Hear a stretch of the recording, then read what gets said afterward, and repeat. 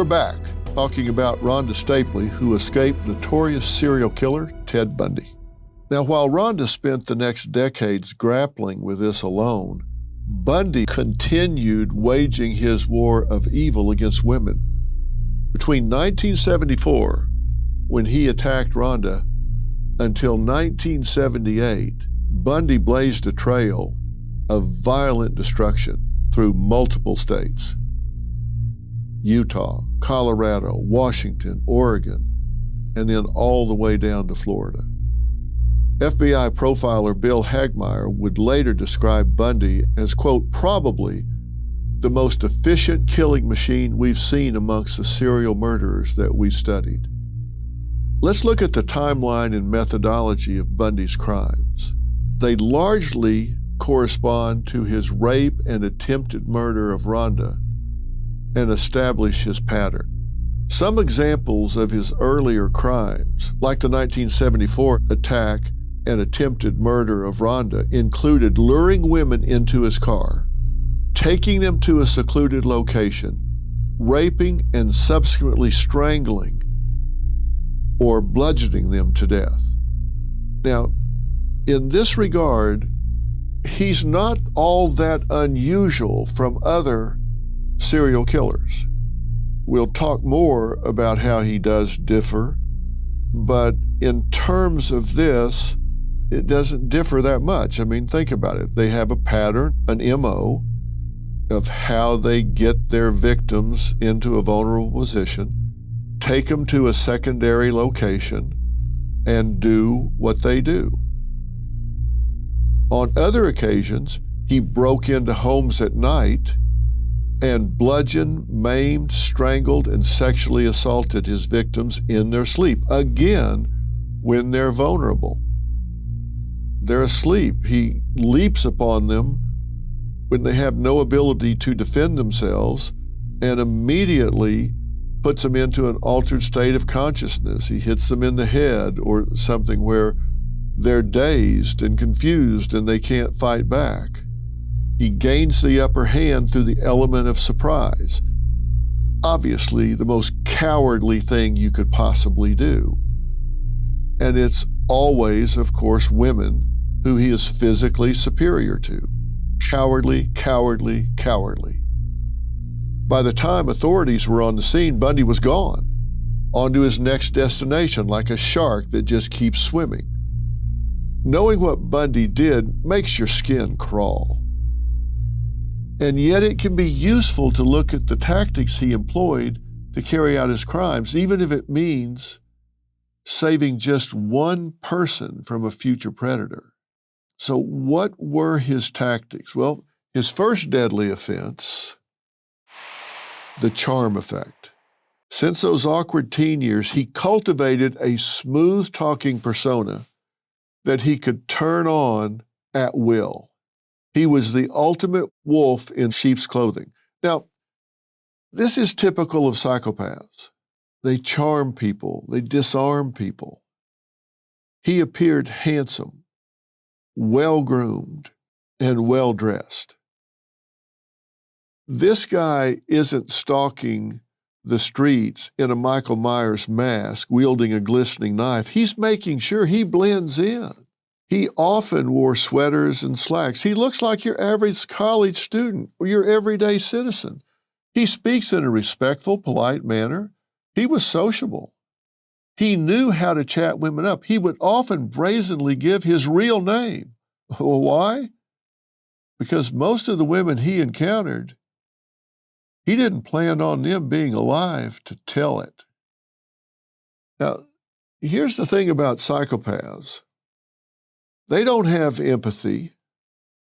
They don't have the ability to put themselves in their victim's shoes and feel anything that they might feel. They are cold-blooded, but they have the ability to seem quite the opposite.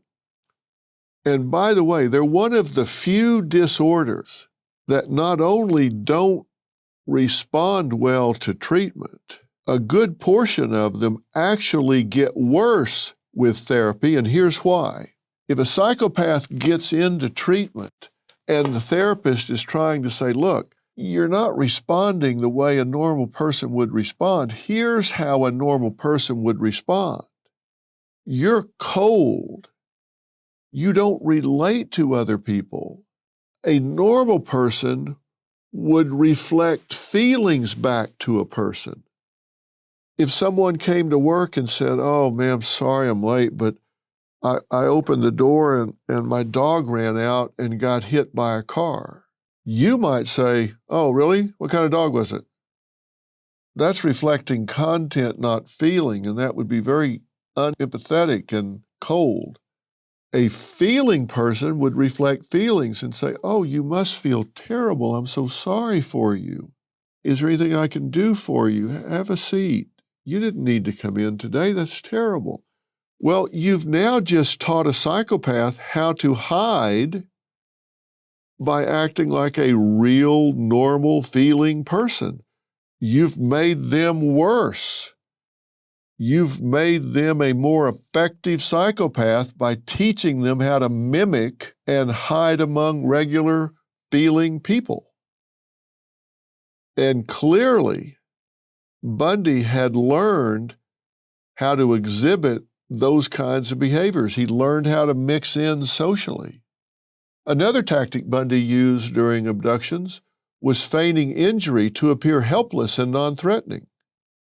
Once victims started accumulating, there were female witnesses who tried to aid police in the search for this brutal killer. Some reported seeing a man in a leg or arm cast, carrying a briefcase. One woman told police he had asked her to help him carry it, and she had declined. So clearly, Bundy was manipulative, but he understood what people responded to. He was clearly a psychopath. And we know people with that diagnosis struggle to empathize. They don't feel remorse, but they can also learn, as I said, if they get into therapy, they can mimic those emotions and prey on the feelings of others. That's how they hide in plain sight. He knew that appearing wounded would tug on female heartstrings. Now, in Ronda's case, he had preyed on the fact that she needed a ride. But by typically casting himself as the one in need, it's easy to see why he served as compelling bait. Imagine you're a woman and you see a good-looking man struggling to get his groceries into his car with one arm in a cast. It's natural you'd want to help. How could he hurt you? He has a broken arm. Then once you're in that car that has no handle to open your door, he's got you. And that cast on his arm becomes a club. Mission accomplished. Bundy was chameleon-like. He would change his hairstyle, sometimes long, then sometimes short. He would change his style, where he parted his hair, comb it back, comb it forward. Sometimes he would grow a beard or a mustache. And he would don disguises. It was reported he would dress up like a cop or other authority figures on occasion. It was just the absolute worst, but effective to ensnare his victims. The goal was to make a woman feel comfortable enough to be alone with him. And once he had them alone, bang, he'd go in for the kill. It was said that even his eye color could change depending on his mood. Remember when Ronda remarked that his eyes looked black and lifeless and cold during her attack? His own cousin actually caught this happening to him once when she watched him slow dance with her roommate. She said she had her head on his shoulder and he was looking down on her. He looked so mean and angry, his jaw was clenched and his eyes, normally a really deep blue or bright blue, were completely black. They changed in color. She said, I've since found out that pupils can dilate in anger, and I yelled out, Ted, are you okay? I had to stop the record and yell again, and all of a sudden he was like, oh, everything is fine. He said he had to go and left, but she said, I never forgot that incident because it was so out of character. Coming up, the story of Ted Bundy just gets stranger. He actually had a serious long-term girlfriend during his crime spree.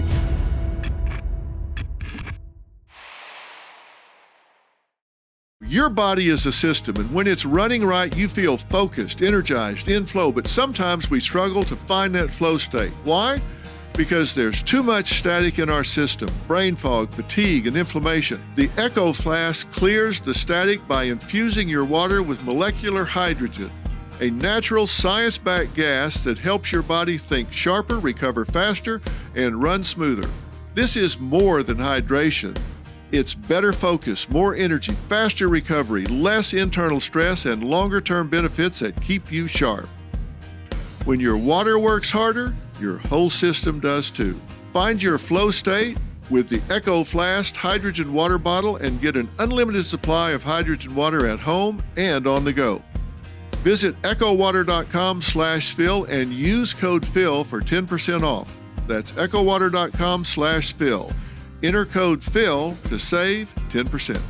Let's discuss preparedness because we know emergencies happen when we least expect them, but instead of just taking it, we can prepare. Let's discuss Jace Case, one of your most important preparation tools. With Jace Case, you'll have emergency prescription medications on hand right when you need them. Think about it. Ever been caught off guard? Whether it's a sudden illness or a travel hiccup, the right medications can make all the difference. Jace Case is designed to take that worry off your plate, so when a minor health issue pops up, it doesn't turn into a major problem. Don't let unforeseen circumstances derail your plans or your peace of mind. Live with confidence. Take charge with Jace today. Visit jace.com and use code PHIL for a discount on your order and get emergency antibiotics on hand for the moment you need them. That's JASE.com, code PHIL, PHIL.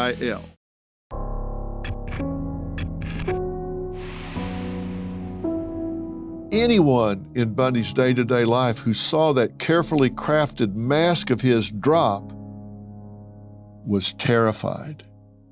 His true self shook people to the core, and he knew he had to hide that Mr. Hyde side of his personality. Why? Because I believe it was pure evil. There's a certain degree psychologically that's pathological, but then there is just evil. And that goes beyond pathology. It's just evil. We actually have struggled for a definition of evil, but I do have one. The quality of being morally bad, wicked, intentionally cause harm, misfortune, disaster, or calamity. And the key word in that definition is intentionally. The quality of being morally bad and wicked and intentionally cause harm, misfortune, disaster, or calamity.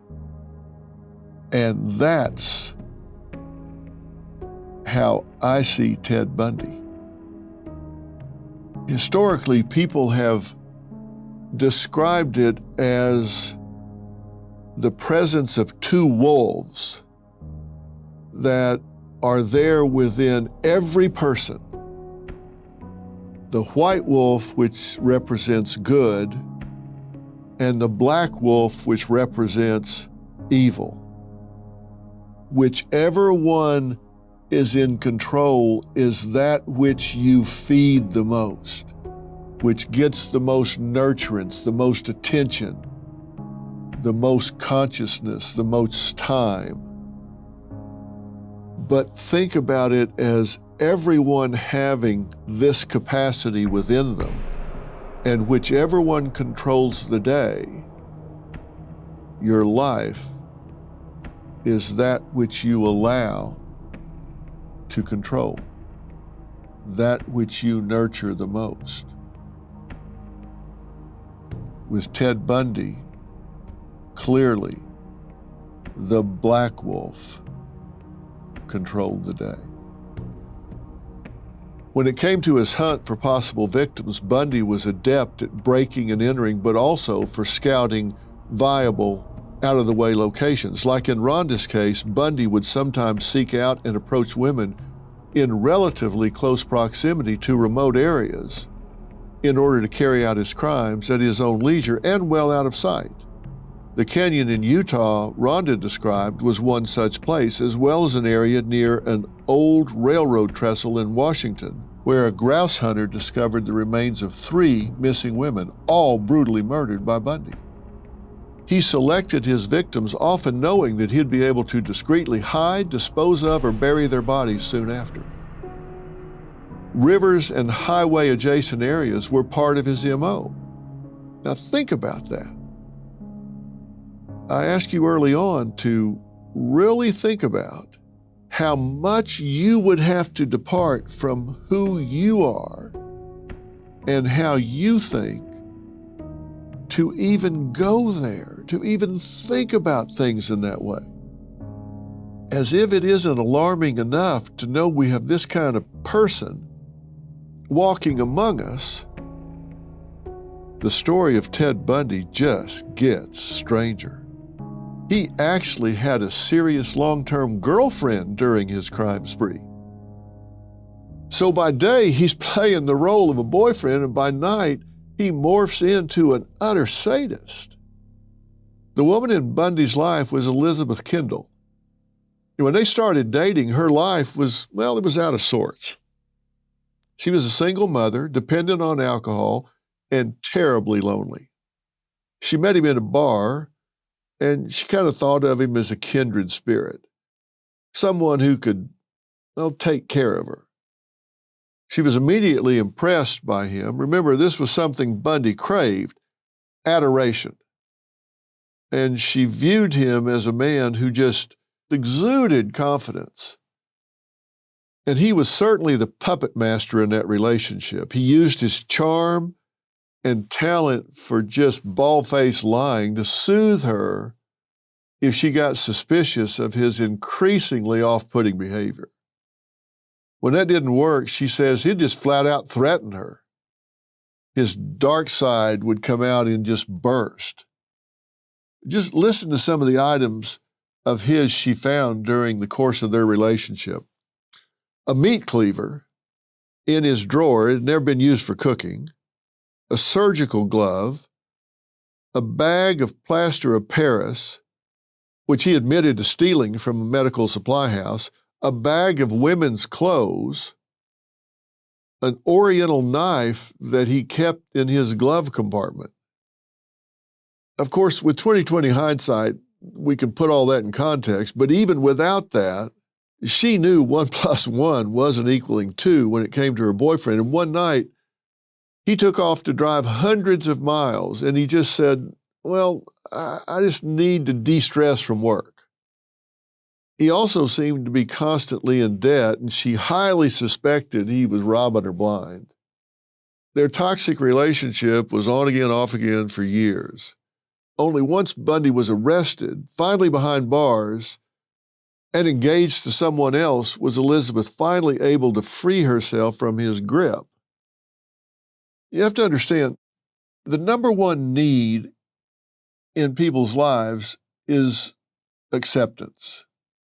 If you're a single mother and you're struggling, you've got a problem with alcohol, you're not fitting in well, and then here comes this good-looking guy, and he starts doing what psychopaths do.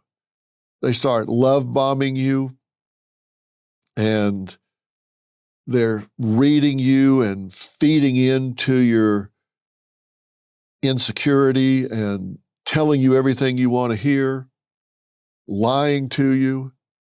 And by love bombing, I mean, they just come on so strong. You are so wonderful. You're so beautiful. I love you so much. I can't live without you. Where have you been all of my life? I need you so bad. You're everything I've ever wanted.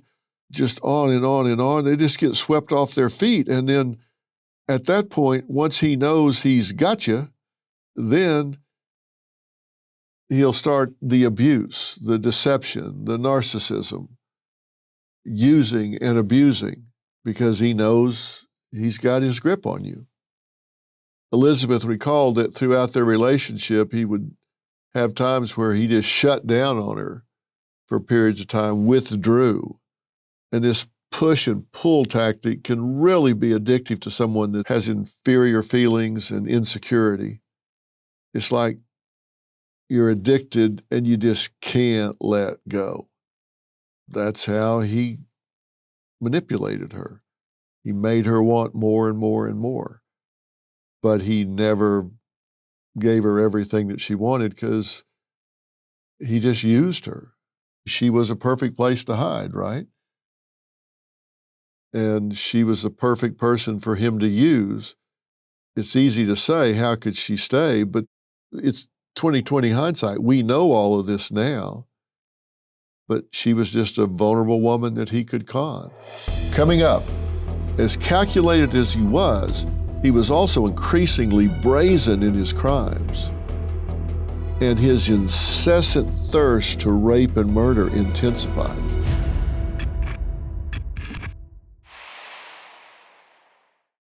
If you're handling your own books or have a bookkeeper, you're risking inaccuracies, misdeductions, and blind spots in cash flow.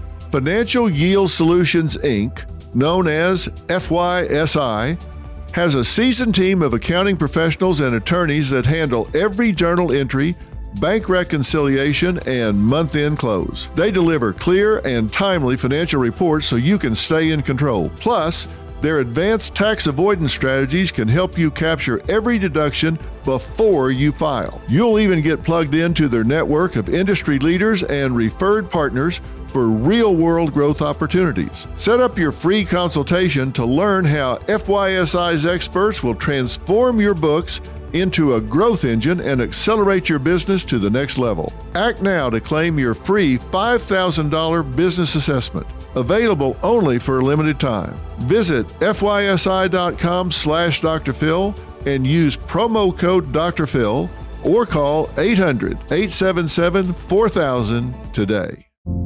Have you heard about the so-called silent tax? It could be the biggest threat to your savings in 2025.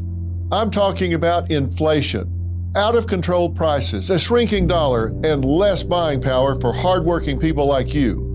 I trust Preserve Gold to safeguard my accounts, and I urge you to do the same. They're the only precious metals company I recommend. What are you going to do to protect what's yours? Text Dr. Phil to 50505 to get your free Precious Metals Guide from Preserve Gold. With gold prices recently breaking records and analysts predicting this trend to continue through 2025, you cannot afford to wait. As a bonus, you can get up to $15,000 with a qualified purchase from Preserve Gold. So don't wait.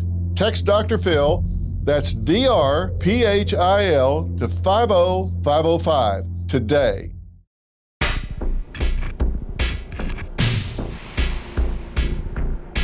Now let's really break this down, this dual identity that Bundy possessed. This was a man who could carry on a committed relationship, masquerade as a loving boyfriend, all while living a secret life as a cold-hearted murderer. The ability he had to balance his daily life with murdering women so effortlessly isn't just unsettling. It's that definition of calculated evil. Because Ted Bundy wasn't a man who understood love or even basic human connection. Every relationship he maintained, every choice he made went back to his need for control. His notion that he was superior to others and therefore basic morals just didn't apply to him. It was about manipulating those around him, molding reality to fit his needs, and doing whatever served him best, no matter the cost to anyone else. As calculated as he was also increasingly brazen in his crimes. And his incessant thirst to rape and murder intensified. I said in many respects, he wasn't particularly unique. He was really good at it, But a lot of what he did followed the pattern of all serial killers. And they do start to escalate and intensify, and his rising victim count made getting caught almost inevitable because the lack of sophisticated DNA profiling back then allowed him to get away with things. And it took years for this man to finally get behind bars and remain behind bars. He would have been easier to catch today. It certainly would have been easier to link him to these crimes today than it was back then. But once he started intensifying, there were more targets to put together a pattern. Now, he was first briefly arrested in 1975 when a sergeant spotted him loitering outside a home in Utah. Although a crowbar, an ice pick, and handcuffs were found in his vehicle, it wasn't enough to keep him locked up, and soon he was back on the streets. Now you would think, wait a minute, we've had crimes around here. He's loitering around a house and he's got these things with him, but if people aren't reporting it and you can't tie him to the crimes and they didn't have DNA technology, you don't have enough to hold him. So they let him go. The law finally caught up to Bundy. After a failed attempted kidnapping, he was picked out of a lineup and hauled off to prison. Finally, somebody did escape, identify him, picked him out of the lineup, and he was charged in 1976 with first-degree murder when investigators matched the hair from victim Karen Campbell, a 23-year-old nurse, to strands found in Bundy's car. That was when Ronda and the other families of his victims thought they would finally get justice. But it was not to be. Not yet, anyway. Shockingly, Bundy engineered not one, but two dramatic jail escapes. Because Bundy was aiding in his own defense, a judge allowed him access to the courthouse law library, unshackled. Talk about a mistake. Bundy later admitted he had often thought about escaping but wasn't sure he had the guts.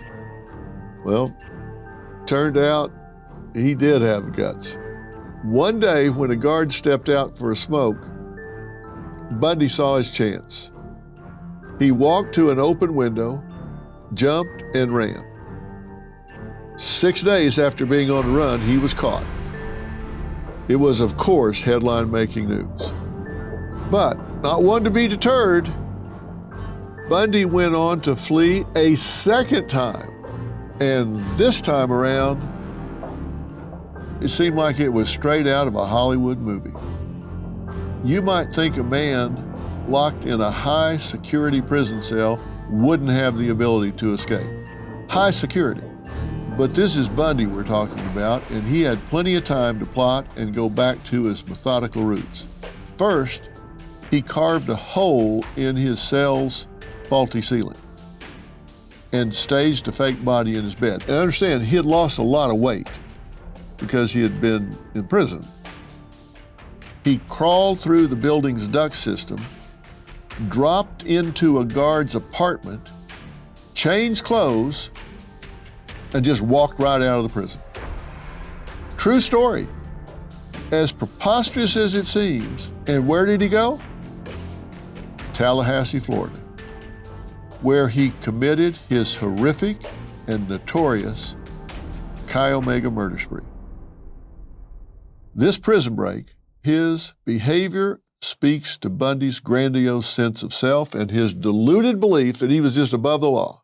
This guy never showed contrition a day in his life. For years, he evades the law. He's outsmarting everyone around him, so when he's arrested and going on trial, he's still determined to be in control. He insists playing a role in his own defense. This was a man who never finished law school, who couldn't hold down a consistent job. Yet he thought he knew best. He thought he could hoodwink the judicial system, just like he went through life tricking people. Now, there is no bigger ego boost he could have than escaping prison. He had to think this is like some kind of Marvel supervillain.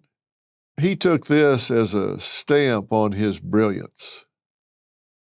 So when he took off the second time in early January 78, he flees Colorado, where he was in prison, makes it to northern Florida, as I said.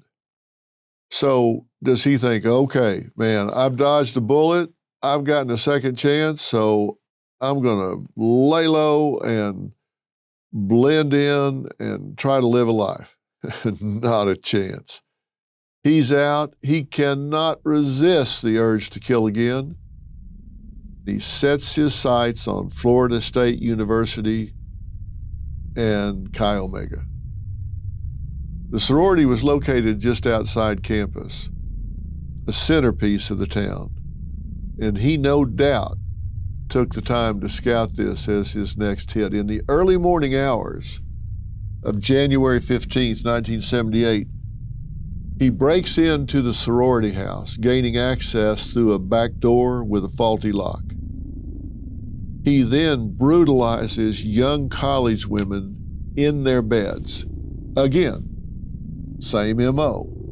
He catches them unaware, asleep, defenseless. He strangles students Margaret Bowman and Lisa Levy to death. He beats Kathy Kleiner and Karen Chandler, leaving them wounded. Not yet done with his attacks, Bundy exits the sorority house, then enters another home and assaults Cheryl Thomas, another student. Now, Kathy Kleiner and Karen Chandler and Cheryl Thomas survived their injuries.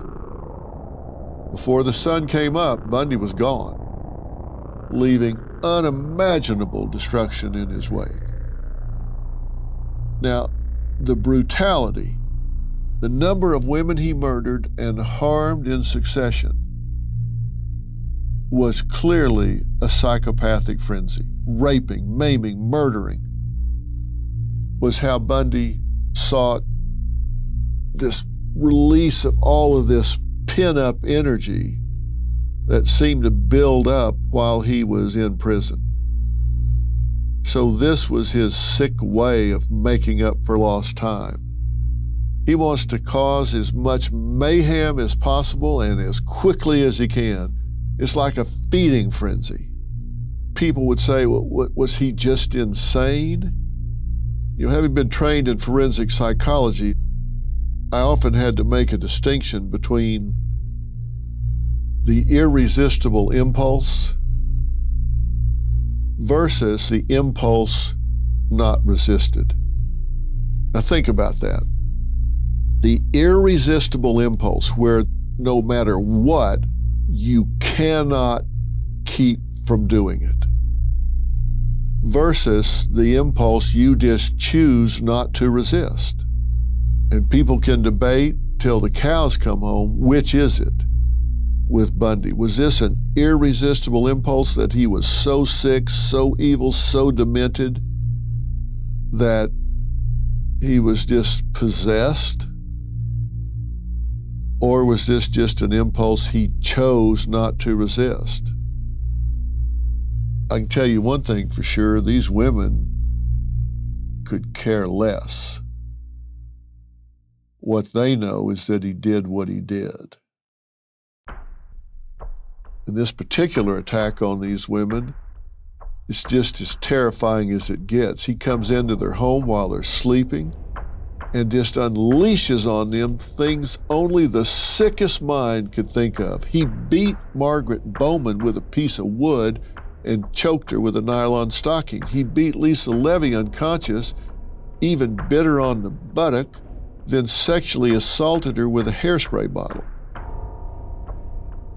Authorities later matched Bundy's dental imprints with the bite. Even this attack wasn't enough to satiate his violent fantasies. While still on the run, he took to the streets and claimed one final victim, a girl who was only 12 years old, a 7th grader named Kimberly Leach. She was allegedly his youngest victim, but do we really know? A week later, Bundy, now on FBI's most wanted list, was finally apprehended during a dramatic traffic stop. And this time, for good. He would go on to capture national attention during the trial for his Florida rampage. It was the first trial to be televised, igniting a media frenzy and setting the stage for the era of true crime sensationalism.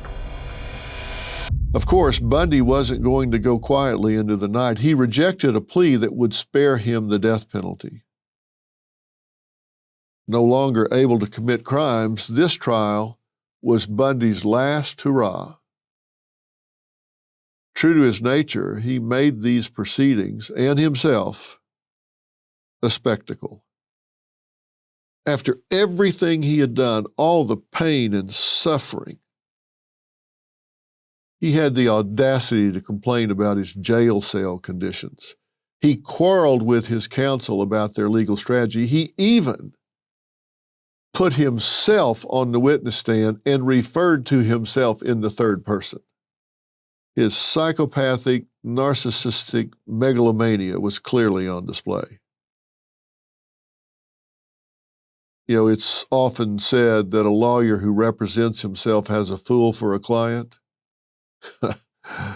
Truer words could not have been spoken. This mastermind criminal couldn't get himself out of this one. The jury deliberated just 7 hours before finding Bundy guilty on all counts. Soon after he was sentenced to death, when I sat with Ronda, I asked her what it was like to experience that full circle moment, to know for certain that the man who had hurt her and so many other women was at last going to be stopped once and for all. How did you feel when he was arrested? When I saw him on TV, and then I knew his real name was Ted, that's when I knew that he was my bad guy, and I knew their monster was my monster.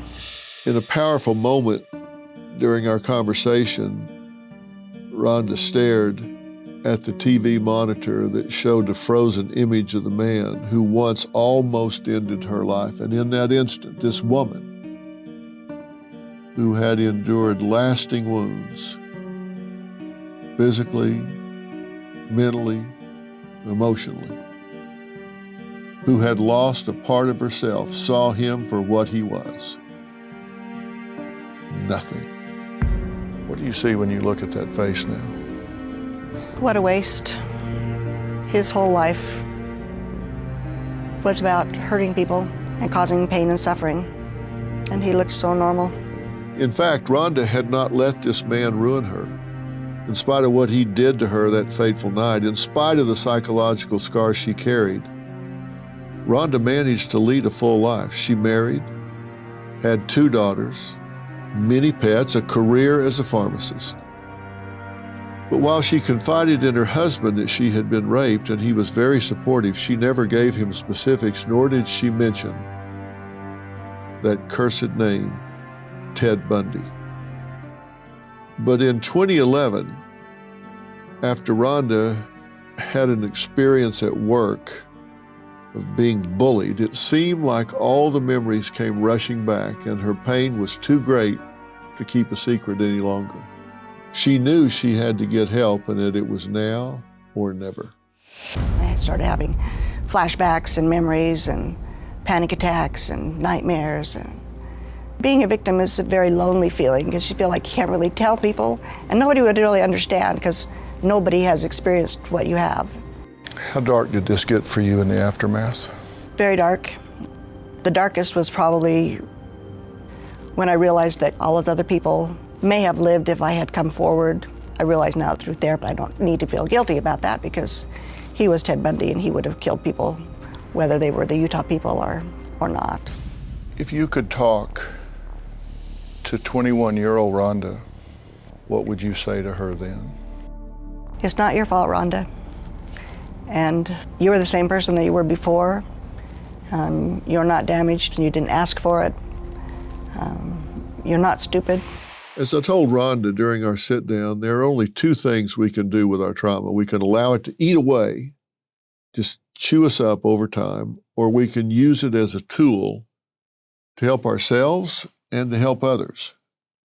That's exactly what Rhonda finally found the strength to do. Initially, she started journaling as a form of therapy, but as she wrote about her abduction, rape, and attempted murder, she realized that if writing about her gruesome experience helped her cope, it might also help victims if she shared her story. In 2016, she released her memoir, I Survived Ted Bundy, The Attack, Escape, and PTSD That Changed My Life. So what do we make of this? All these years later, Ted Bundy, who was finally executed back in 1989, remains one of the world's most notorious serial killers. His evil continues to be studied decades after his death because it was boundless. It seemed to defy comprehension. Studies of his psyche and serial murders continue to influence forensic psychology. While awaiting, Bundy spent his remaining days interviewing with investigators and analysts who tried to make sense of him. American psychiatrist Hervey Cleckley, known as the father of psychopathy, due to his advancements in his study, formally diagnosed Bundy as a psychopath after extensive testing and interviews. Throughout his many interviews, including in the famous Ted Bundy tapes, Bundy fit what we call the dark triad. This is made up of three characteristics: Machiavellian, psychopathy, and narcissism. As if that wasn't enough, he was also diagnosed with necrophilia, paraphilia, a condition characterized by abnormal sexual desires typically involving extreme or dangerous activities, and sadism. To the bitter end, Bundy would toy with interviewers, changing his stories, confessing to only certain murders, and in general attempting to continue his game of mental chess as he sat otherwise powerless in a cell. But while Bundy remains a despicable criminal to the end of time, he does not get to define the women he brutalized and murdered. These were women with full lives, hopes, and aspirations before he came along, who will be remembered by those who loved them. Rhonda, by some combination of miracle and quick thinking, got away from this man, a man who was ready to end her life before it truly began. I have to say, I was proud to meet her, and I hope you've gained something from her inspiring story. I certainly did. That's this week's episode of Mystery and Murder. We'll see you next week with an all-new episode, with an all-new story. Stay safe.